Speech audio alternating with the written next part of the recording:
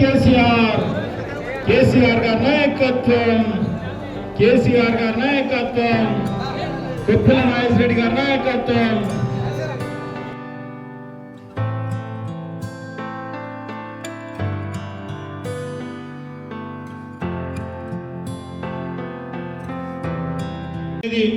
వరంగల్లో కేసీఆర్ గారి నాయకత్వంలో జరగబోతున్నది. ఇవాళ మీరందరూ కూడా దయచేసి ఆ మీటింగ్కు మనం అందరం కూడా పోవాలి. మనకు అన్ని కూడా ఏర్పాటు చేసినాం. మనం ఒక 60 బస్సులు కూడా బుక్ చేసినాం. అదేవిధంగా మళ్ళీ ఇవాళ నియోజకవర్గ స్థాయి మీటింగ్ గండేడు మహమ్మదాబాద్ ఇవాళ సాయంత్రం పెట్టినాం. మళ్ళీ తర్వాత మీరు రేపు ఎల్లుండో ప్రతి మండలంలో కూడా మీరు ఇంపార్టెంట్ లీడర్లు అందరూ కూడా కూర్చోండి. మీకు ఏమేమి కావాలి, మన అన్ని సొంత వెహికల్స్ ఉంటే కూడా తప్పకుండా తీసుకుపోదాం. ఆ బస్సులు కూడా ఏ ఊరికి పెట్టాలనేది మీరు ఒక 2-3 రోజుల్లో ప్రణాళిక చేసి నాకు ఇస్తే దాని ప్రకంగా అన్నీ కూడా మీకు ఏర్పాటు చేస్తాం. కాబట్టి మనం కూడా ఇలా పార్టీ ఆవిర్భావ సందర్భంగా ఈ మీటింగ్ అయిపోయిన తర్వాత మళ్ళీ కేసీఆర్ గారు దిశానిర్దేశం చేస్తారు. పార్టీ కార్యక్రమాలు కూడా మనం తప్పకుండా తీసుకుపోదాం. ఈ ప్రభుత్వం చేసేటువంటి కార్యక్రమాలు ఏవైతే ప్రజలకు ఇచ్చిన హామీలు నెరవేర్చలేదు కాబట్టి మనం కూడా వాళ్ళకు ఒక సంవత్సరం టైం ఇద్దాం. అయిపోయిన తర్వాత మనం బయటికి వెళ్దామని కేసీఆర్ గారు చెప్పడం, ఇవాళ వాళ్ళకు కూడా టైం ఇచ్చినాం. మనం దాదాపు 16 నెలలు పూర్తయింది. ఇంకో 2 నెలలు అయితే ఒక వంతు అయిపోతే ఇంకా 2 వంతులు ఉంటాయి. చూస్తా అవి కూడా గడిచిపోతాయి. ఇలా కాంగ్రెస్ పార్టీ నామరూపాలు లేకుండా పోతుంది. యాది పెట్టుకోండి గ్యారంటీగా. ఎందుకంటే ప్రజల్లో చూస్తున్నాం వ్యతిరేకత. ఎందుకంటే ప్రజల ఆశావాహులు తప్పకుండా ఏవైతే హామీలు ఇచ్చినరో అవి ఖచ్చితంగా నెరవేర్చాలని వాళ్ళు కూడా ఒత్తిడి చేస్తారు. కాబట్టి దాన్ని మనం ప్రజలకు తీసుకుపోవాలి. తప్పకుండా ఈ యొక్క రజతోత్సవ మనం విజయవంతం చేసిన తర్వాత మళ్ళీ కేసీఆర్ గారి దిశానిర్దేశం తర్వాత తప్పకుండా గ్రామ స్థాయిలో కూడా మళ్ళీ మనం కమిటీలు వేస్తాం. ప్రతి గ్రామంలో కూడా జెండా కార్యక్రమం ఉంటుంది, ప్రతి మండల కమిటీ ఉంటుంది. మళ్ళీ మనం అందరం కూడా ప్రతి గ్రామంలో, నేను కూడా ప్రతి గ్రామాన్ని కూడా తిరిగి మళ్ళీ మనం కమిటీలు వేసుకుందాం. అదేవిధంగా పార్టీ ఏ కార్యక్రమం ఇచ్చినా దాన్ని విజయవంతం చేద్దాం. ప్రజలకు అండగా నిలబడతాం. తప్పకుండా ఈ ప్రభుత్వం వచ్చిన తర్వాత కక్ష సాధింపులు చేస్తున్నది. ఇలా గెలుపు ఓటమి సహజం. తప్పకుండా ప్రజలు అనేది అవకాశం చూసుకొని ఏ ప్రభుత్వం మంచిగా చేస్తుందో మనకు ఆశతోటి ఓట్లేసిన సందర్భాల్లో గెలుపోవడం తప్పకుండా దాన్ని మనం ఆస్వాదించాలి. తప్పకుండా మనం ఓటమి చెందినమని నిరాశపడాల్సిన అవసరం లేదు. పోరాడుతూనే ఉంటుంది. ఇలా బీఆర్ఎస్ ఒక ఉద్యమ పార్టీగా వెలిచి దాదాపు 14 సంవత్సరాలు పోరాటం చేసి ప్రజలను, యువకులను, ఉద్యోగస్తులను అందరినీ కూడా ఏకం చేసి కొట్లాడి అలా సభ్యత్వాలు ఉన్న పార్టీ కూడా ప్రాంతీయ పార్టీ దేశంలో ఏదైనా ఉందంటే అది బీఆర్ఎస్ పార్టీ. అదంతా కూడా మరి కేసీఆర్ గారి చలవనే, వారి నాయకత్వంలోనే ఇలా ప్రజలందరూ కూడా గడిచినటువంటి 10 సంవత్సరాల్లో సురక్షంగా, సుభిక్షంగా, ఆర్థికంగా అన్ని రంగాల్లో ఇలా మీరందరూ కూడా ఆలోచన చేయాలి. మన పార్టీ వీక్ కాలేదు. మన కార్యకర్తలు ఎవరైతే ఎక్కువ హుషారుండి మనతోని పనులు తీసుకున్నారో వాళ్ళే వీక్ చేస్తున్నారు పార్టీని. కానీ మన కార్యకర్తలు ఎవరు కూడా వీక్ కాదు. దయచేసి మీరు గమనించండి. ఇవాళ అక్కడ తిరుగుతారు, రాత్రి కూడా పోయి అక్కడ వారి కలిసి వస్తారు, పొద్దున కూడా పోయి మనం కలిసి వస్తారు. మనం ఇప్పుడు మన ఎక్స్ఎమ్మెల్యే గారికి కూడా సూచనలు చెప్పడం ఏంటంటే, అయ్యా నువ్వు అన్ని ఒక డైరీలో రాసుకో, ఎవడెవడు మా పోతాడో ఎవడెవడు తెలంగాణ వస్తాడో. అందుకోసమే, ఎందుకంటే కార్యకర్తలు చాలా ఆలోచన పరంగా ఉన్నారు. అయ్యా పోయిన 5 ఏళ్ళు ఇట్లే గడిచింది, తెల్లారిపోయింది, ఇప్పుడు కూడా మళ్ళీ తెల్లారిపోతుంది. మంచిగా చూడండి, కార్యకర్తలను పని చేసుకోమనండి, 10 రూపాయలు సంపాదించుకోమనండి. ఇవాళ గట్టిగా అట్లా అయితేనే కార్యకర్తలు ఉంటారు, కానీ లేకపోతే ఉండరు. ఎందుకంటే కార్యకర్తలకు రూపాయి కూడా ఇబ్బంది అవుతున్నది. సరే మనం 10 ఏళ్ళు కూడా గమనించాం, 10 ఏళ్ళు కూడా పని చేసుకోకుండా ఏ రోజు వస్తే హక్కుది ఆనాడే కట్టుకున్నాం, ఆనాడే అయిపోయినాయి. ఎందుకన్నానే కేసీఆర్ పుణ్యమా అని 10 సంవత్సరాలు రియల్ ఎస్టేట్ కూడా మంచిగా నడిచింది. లాభాలలో తిన్నారు, ఇంట్లో వాడుకున్నారు. ఇవాళ ఉత్తరం వాడుకున్నది ఎక్కడ అర్థమవుతుంది, ఏం చేయాలి, ఏం అవుతుంది. ఇది ఎక్కడెక్కడ ఈ బిక్కుమని ఈ రకంగా చేస్తున్నాడు. రియల్ ఎస్టేట్ బంద్ అయిపోయా, పెట్రోల్ వస్తుందంటే లేవు, ఫైనాన్స్ కారు ముందుకుపోతున్నారు, రకరకాల ఇబ్బంది అవుతున్నారు.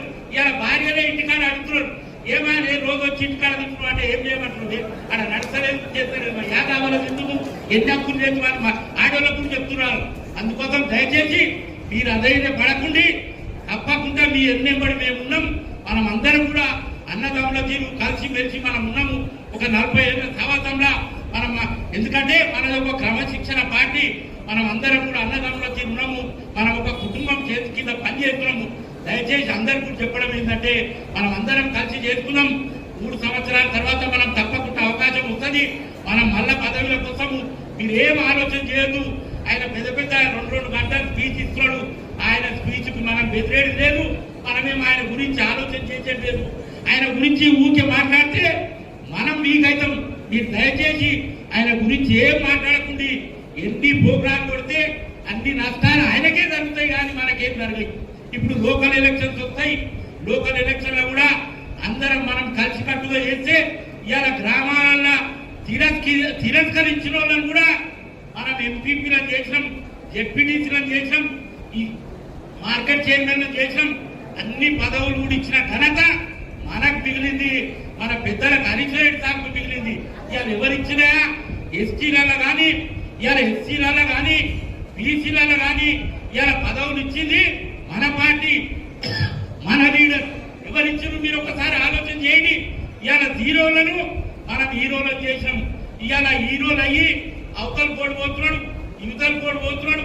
వాళ్ళ బిచ్చ పడుకోవాలి. ఎవరికి కూడా పదవి రాదు. మన దానికే వెళ్ళిపోయిన వాళ్ళకు యాది పెట్టుకోండి. మనము ఒక మంచి బుద్ధితోని మంచి ఆలోచనతోని అందరికి కూడా పదవులు ఇప్పిస్తాం. ఇలా మనం అండకుంటాం. ఇలా మీరు అందరి యువకులు మీ అందరికి కూడా పదవులు రావాలి. రేపు లోకల్ ఎలక్షన్ లా రాత్రి పగులు కొట్లాడి మీ అందరికి కూడా పదవులు ఇప్పించే బాధ్యత మాది. ఎందుకంటే మా టోటోలో మేము రిటైర్డ్ అయిపోయినా మాకు పదవులు వద్దు. ఎందుకోగమంటే మీరు అవకాశానికి మంచికి చెడ్డకు పనిచేసిన మీరు. అందుకోసమే మీకు చెప్పడం ఏంటంటే దయచేసి అధైర్యపడకుండా రాత్రి పగులు మనం పనిచేస్తున్నాము. మన పార్టీలు నిలబెట్టుకున్నాము, మన కార్యకర్తలను నిలబెట్టుకున్నాము. ఊళ్ళో కూడా చిన్న చిన్న తగాదల పోకుండి మీకు రూపాయి బాధ అయితే మాకు చాలా బాధ అవుతుంది. మిమ్మల్ని మీ పోలీస్ స్టేషన్లో కేసు అయితే మేము మీ ఎంబడి రావాలి. ఎందుకంటే మీకు అందరికీ కూడా తెలుసు, వాళ్ళకందరికీ స్ట్రిక్ట్లీ ఇన్స్ట్రక్షన్స్ ఉన్నాయి. ప్రతి ఒక్క పోలీస్ స్టేషన్ పోతే మొదలు ఎఫ్ఐఆర్ ఇష్యూ చేస్తున్నారు మన మీద. అందుకోసం అందరికి కూడా కార్యకర్తలకు చెప్పడం ఏంటంటే జర్ర ప్రశాంతంగా ఉండి ఓపిక తీసుకున్న రోజు మన దినాలు కూడా వస్తాయి. మనం తప్పకుండా ముందుకు పోతాం. అందుకోసమే మీకు ప్రతి ఒక్కరు కూడా చెప్పడం, మీకు శాంతిగా ఉండాలి, ప్రశాంతంగా ఉండి మీరు ప్రశాంతంగా ఉంటే మాకు కూడా ఆనందం, మీకు కూడా ఆనందం. అదే విధంగా చెప్పుకుంటూ ఈ మీటింగ్ అనేది మనం సక్సెస్ చేయాలని, జయప్రదం చేయాలని అందరు కూడా కోరుకుంటూ శిరస్సు వంచి అందరికి కూడా నమస్కరించుకుంటూ జై తెలంగాణ, జై తెలంగాణ. ఏమి ఆశించి మీరు పోయినో, ఎంత నిరాశ చెందిందో మీరే హృదయం మీద చేసుకొని ఒకసారి ఆలోచన చేయండి. అలాంటి పొరపాట్ల వల్ల కూడా, అలాంటి దుర్మార్గుల వల్ల కూడా మనం ఓడిపోయినాం. ఒక కార్యకర్తల సమావేశం జరిగినప్పుడు ఎవరైనా సరే, ఎంత ఏ మండలి ఎవరైనా సరే కూడా నిక్కచ్చిగా నిజాయితీగా కూడా మనం మన లోపల ఉన్నటువంటి వేదని చెప్పిన రోజే మన తాలూకా నాయకుడు గ్రహిస్తాడు, భవిష్యత్తులో జరగకుండా చూసుకుంటారు. ఆ విధంగా పోయింది. తర్వాత కొంతమంది కూడా సరే ఇక్కడ ఇది అని మన దగ్గర ఉన్నటువంటి మెసేజ్లు కూడా ఒక వ్యక్తి ఒక రాజకీయంలో 1,00,000 కోట్ల రూపాయలు అయినా కూడా బాధపడడు. మనకు విన్నట్టు వండుకుంటూ మన దగ్గర ఉన్న మెసేజ్ లోపల పాస్ చేసి మనం ఓడగొట్టిందంటే దానికన్నా ఘోరమైంది ఇంకొకటి ఉండదు. కోటి రూపాయలు అయినా బాధపడం. ఒక లీడర్ ఎన్నికల్లో నిలబడ్డప్పుడు ఓడిపోతే ఎంత బాధ ఉంటుంది అనేది, అంటే ఓడగొట్టిందంటే ఎంత బాధ ఉంటుంది అనేది కూడా మనం ఒకసారి ఆలోచన చేయాలి. ఆ విధంగా జరిగింది. ఇవాళ మహేష్ అన్న కూడా చెప్తున్నాం, ఎవరో వస్తుంటారు పోతుంటారు. 15 నెలలైనా ఇదే విధంగా ఉన్నాం, ఇంకా 3 ఏళ్ళైనా కూడా ఇదే విధంగా ఉంటాం. ఈ క్షణం నీవు పిలిపి, ఇప్పుడు పోలీసులు మన మీద తీసుకుంటున్నటువంటి అక్రమ కేసులు ఉన్నాయి. ఏ క్షణం నువ్వు పిలిపిస్తావో, ఏడ ధర్నా పెడతావో, నీవు 100 రూపాయల పెట్రోల్ కూడా పోయే కార్యకర్తలు, అట్లాంటి కార్యకర్తలు ఇప్పుడు ఉన్నారు. వీళ్ళను వదలద్దు. ఎవరు వస్తుంటారు పోతుంటారు. రాజకీయాలు అవసరం లేదు. 3 సంవత్సరాల తర్వాత మళ్ళీ నేను పార్టీలోకి వస్తా అంటారు. వాళ్ళు గొప్పనా? ఇవాళ కష్టాలు ఉన్నప్పుడు నీకోసం పనిచేసిండు గొప్పనా? ఒకసారి మనం ఆలోచించాలి. ఎన్నింటితో ఉంటున్నాం. మనం చేయలేమా పాలన? సరే రాజకీయంగా పదవులు ఉండి రాజకీయం అధికారంలో ఉన్నా కూడా కింది స్థాయిల గ్రామాలు ఉన్నటువంటి ఊరికి చేయదు. ఆనాడు మనం అధికారంలో ఉంటే కూడా ఒక దళిత నాయకుడు ఇక్కడ మార్కెట్ కమిటీ చైర్మన్ అయితే ఉరుకుతో వచ్చి ధర్నా లొల్లిపెట్టారు. మార్కెట్ కమిటీ చైర్మన్ అవుతుంటే కూడా ఒక మంత్రి వస్తే మంత్రి దగ్గర వచ్చి కూడా లొల్లిపెట్టారు. ఇవాళ మీకు ఏం అధికారం ఉన్నదని, ఏ ప్రోటోకాల్ ఉన్నదని, ఇవాళ తాలూకా మొత్తం మీరంతా ఆ స్కీమ్లు ఈ స్కీమ్లు అని మంచితో ఒకసారి ఆలోచన చేయి. సరే, మన నాయకుడు కూడా మనం చిల్లర చేయదు, కొన్ని రోజులు మనం వెయిట్ చేయాలి. జనాలు కూడా ఏం చేయలేరు అన్నారు. ఇవాళ జనాలు ఎంత పని చేసిండ్రా కొడు కానీ ముక్కు చెంపలు వేసుకుంటున్నారు. కాబట్టి మనకు కూడా తాలూకా మొత్తంలో కూడా ఏమి ఇస్తారు అని మహేష్ అన్న మన అందరినీ ఇప్పుడు ఉన్నోళ్ళు కానీ ఇప్పుడు కీలకమైన వాళ్ళు వచ్చినాం అడిగినా కూడా ప్రతి ఒక్కరు చెప్పే నినాదం ఒకటే, మహేష్ అన్న ఏమి ఇస్తారు తమ్మి నాకంటే ప్రాణం ఇస్తామన్నా అనే కార్యకర్తలు ఇప్పుడు ఒరిజినల్ కార్యకర్తలు ఉన్నారన్న. కష్టపడదాం 3 సంవత్సరాలు. మీరు కూడా ప్రతి నెల ఇటు మండలం కానీ ఏదో ఒక ప్రోగ్రాం పెట్టుకొని అయినా సరే, ఒక తేలిక విందుకైనా సరే కూడా దిగుని నమ్మక ద్రోహులను కానీ ఇప్పుడు పార్టీ మారి రేపు పార్టీలోకి వస్తాము అనేటోళ్ళు ఎవరున్నా కాదు. నీకు ఇప్పుడున్న కార్యకర్తలను నీవు మంచిగా సిస్టంలో పెట్టుకొని ఇచ్చేసుకో. మనకి రేపు వచ్చే రోజు మన ఇవాళ ప్రభుత్వాలు చెప్తున్నాం, ముఖ్యమంత్రి గారు కూడా ఎన్నో హామీలు ఇచ్చారు, ఎన్నో చేసి పార్టీలు కూడా ప్రభుత్వానికి వచ్చి రాజకీయాలు చేసినాయి. కానీ దేశ చరిత్రలో 15 నెలల లోపలనే ఇంత ఘోరమైనటువంటి అవమానాన్ని, ఘోరమైనటువంటి వైఫల్యం చెందిన పార్టీ ఏదైనా ఉన్నదా అంటే ఇప్పుడు పాలిస్తున్నటువంటి కాంగ్రెస్ పార్టీ ఒకటి. మనం పరిధిలో కూడా అటు రామరెడ్డి కానీ హరీష్ రెడ్డి గారు కానీ కూడా చేసినప్పటి పాలన కూడా చూసినాం. కానీ ఈ 15 నెలల సపరేట్ ఉన్నది. దీని గురించి మనం ఒకసారి ఆలోచన చేయాలి. మనకు ఏ వ్యక్తికైనా ఏ పార్టీకైనా కూడా సరే ఒడిదుడుకులు వస్తుంటాయి. రాజకీయంగా ఒక యాక్సిడెంట్ జరిగి మనం అధికారాన్ని కోల్పోవచ్చు.